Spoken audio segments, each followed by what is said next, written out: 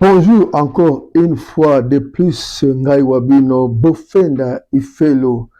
Toubi na kati ya émission La Passion de mon pays RDC. Bandeko bozolanda biso na Kinshasa na 24 communes, bozolanda biso na Lubumbashi, bozolanda biso na Lualaba, botia matoi, boyoka makambo ya lelo, ezali likambo ya kokamwisa. Bandeko na ngai, tokomi komona likambo oyo eza un peu difficile à expliquer na bato na biso. Moto lingi to banda kobimisa ngo polele. On n'arrive pas à comprendre la coopération sécuritaire entre la RDC et l'Ouganda.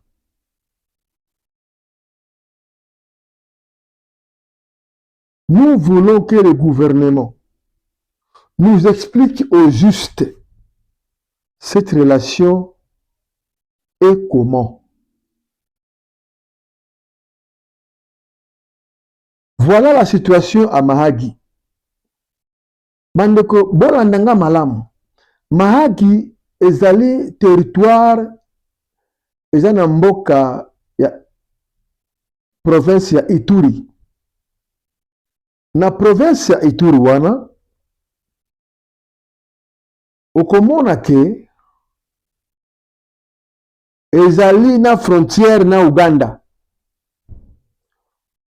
Territoire ya Mahagi bandeko na ngai bolandanga malamu. Ezali na kati ya province ya Ituri, bango bazali na frontière na Uganda. Mahagi ezali na mwa aérodrome wana muke ezalaka wana.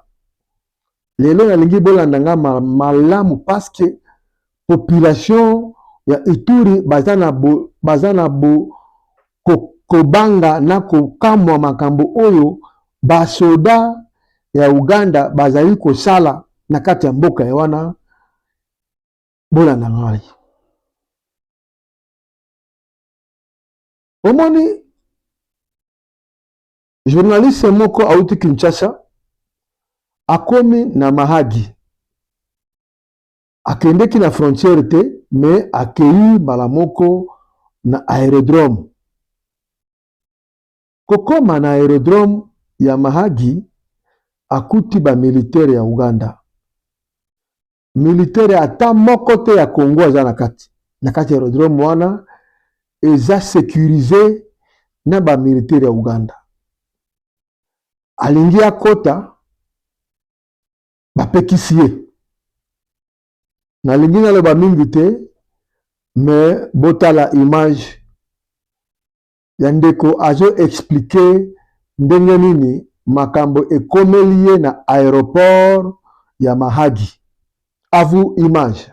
Ici où vous me voyez, je suis à l'aérodrome de Mahagi. Mahagi, c'est un territoire de la province de l'Ituri qui est situé à la frontière avec l'Ouganda, à plus de 200 km de la ville de Bunia. Alors, je suis venu ici, je voulais visiter l'aéroport, notre aéroport congolais de Mahagi.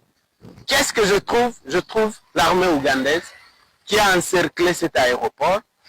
Et l'armée ougandaise, c'est elle qui contrôle tout mouvement, toute entrée, toute sortie dans l'aéroport. Je n'ai vu aucun militaire congolais, je n'ai vu que des militaires ougandais lourdement armés. Et qu'est-ce qu'ils nous disent? Ils nous disent, nous ne pouvons pas accéder. Un militaire ougandais me refuse l'accès, moi congolais, dans mon propre pays. Monsieur le président Félix, est-ce que vous pouvez nous expliquer cette histoire, c'est quoi? Est-ce que vous avez vendu une partie de notre territoire aux Ougandais ou comment? Comment on peut nous expliquer que des militaires ougandais lourdement armés prennent le contrôle d'un aéroport en fonction? Je rappelle que cet aéroport fonctionne, des avions viennent de Bunia pour ici. Et c'est des Ougandais qui font la loi sur un aéroport congolais où je n'ai vu aucun militaire congolais. J'ai regardé, j'ai cherché, pas de militaires FARDC, c'est des militaires ougandais lourdement armés. Quelqu'un peut nous expliquer ça?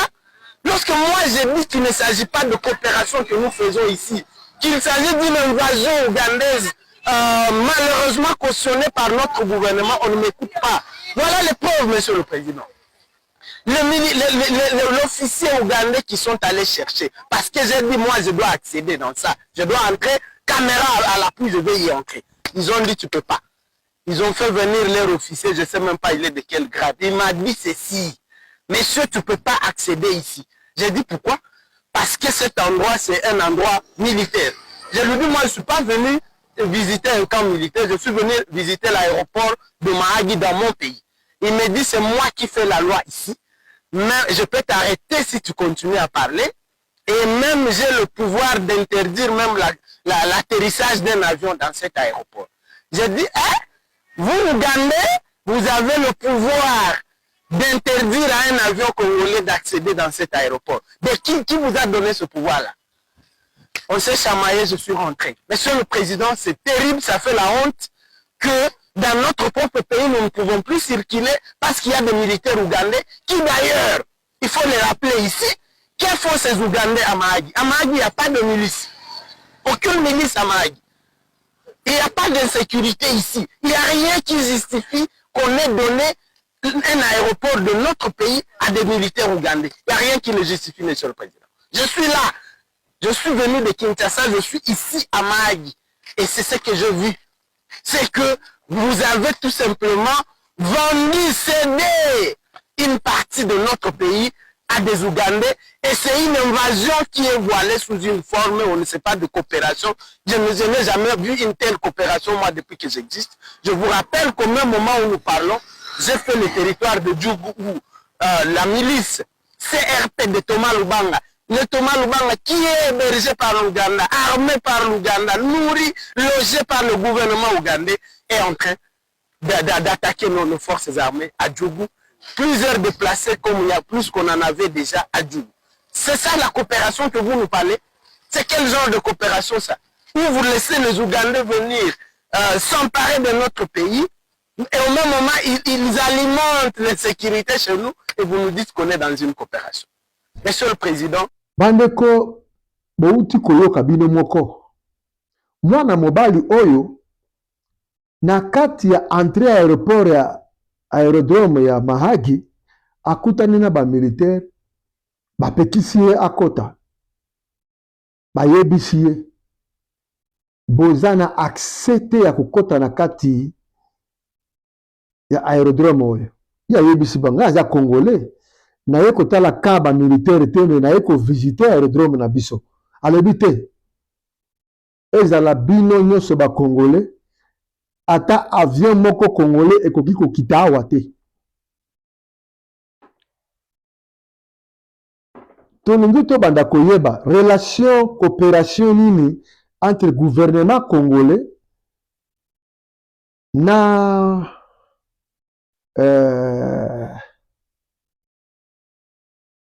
baogandais eza ndenge nini au juste.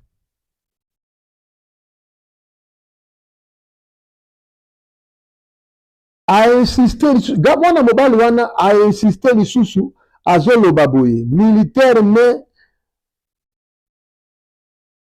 ye aboyi mpenza aboyi bino bakongole bokoki kozala na accès te na kati ya aéroport oyo me kamwaki bato bakamwi garçon wana mwana mobali wana ayebisi ye me na kati ya mboka ya Mahagi bamilise bazali te ADF oyo bolukaka bazalaka awa te ekomi boni boya koenvahir kaka aérodrome na biso bovandi kaka yango libela makambo wana nyonso il faut gouvernement epesa biso eyano mpona nini likambo ya boye ezoleka na kati ya aérodrome na kati ya mboka ya Mahagi. Tolingi toyeba juste eza nini bandeko na biso gouvernement bolobela biso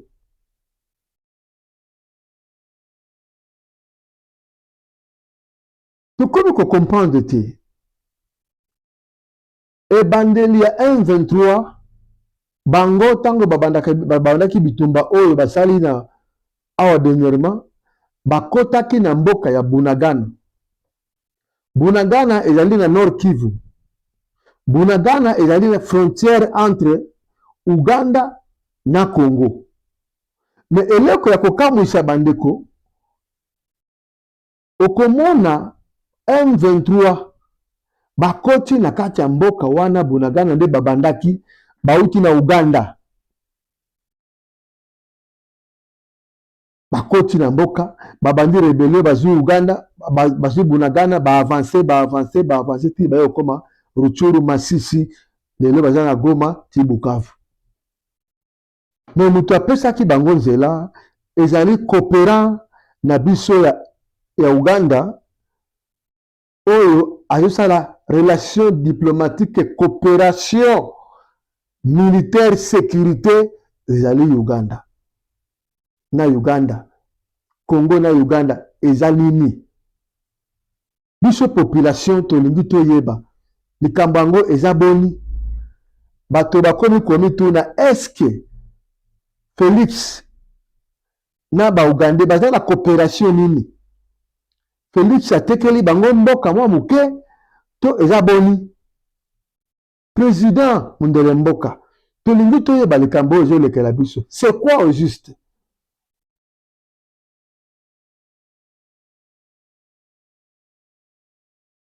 likambo lisusu tomoni awa chef d'état-major ya Uganda auti kokota na mboka na biso mikolo oyo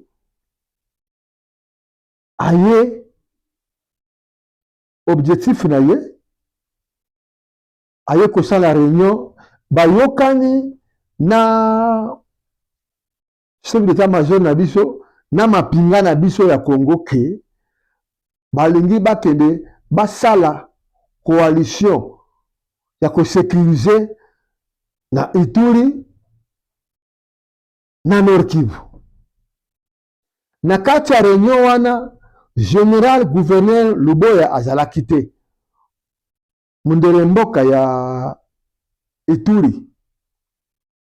Makambo ezolekela biso tozo comprendre te. Qu'est-ce qu'il y a au juste mapinga na biso bazopanga? Est-ce que Ituri ezali na kati ya maboko ya gouverneur Luboya? Gouverneur Luboya azosala manso pour que sécurité ezala makasi. Ba Ugandais, ba M23, ba meki koleka Ituri wana pour que bakende Kisangani ezosimba te. Mikolo nyonso toyebi ke Luboya akangisi bango. Mais réunion esalemi ya Kinshasa entre chef d'état-major na mapinga na biso ke mapinga ya Uganda bakota na Ituri, province ya Ituri na Nord Kivu pour na ko renforcer sécurité. Bato bazo mituna eske réunion oyo esalemi Uganda chef d'état-major ya Uganda oyo mwana ya Museveni abengaka Kagame neve na ye akomi chaque fois kotiaka bamakambo mabe na kati ya batwita na ye mpona koatake Congo chaque fois lobaka yango lokola coopération na biso na États-Unis eboyi barwande kokota na kati balingi sikoyo balongola bamilitaire ya Rwanda na kati ya Goma Nord Kivu M23 bakende balatisa bango uniforme ya Uganda bakende sikoyo na Nord Kivu na Ituri mbala moko na compte ya sécurité ya Uganda. Eza bongo te tozoni tuna eske eza bongo te mapinga na biso ba général o bayambi chef d'état-major ya Uganda eske baza ba vrai congolais ya solo? Nazo mituna eske baza ba vrai congolais ya solo? Pona nini bakoki kondima coopération ya bongo, relation ya bongo, mapinga ya Uganda bakota na Ituri sikoyo province mobimba pe bakota na Nord Kivu. Tozoni tu na bandeko na biso boyebisa biso coopération nini ezali entre coopération militaire entre Congo na Uganda. Bon comprendre l'inquiétude de la population, inquiétude de la de bandawana. Toyebi malamu que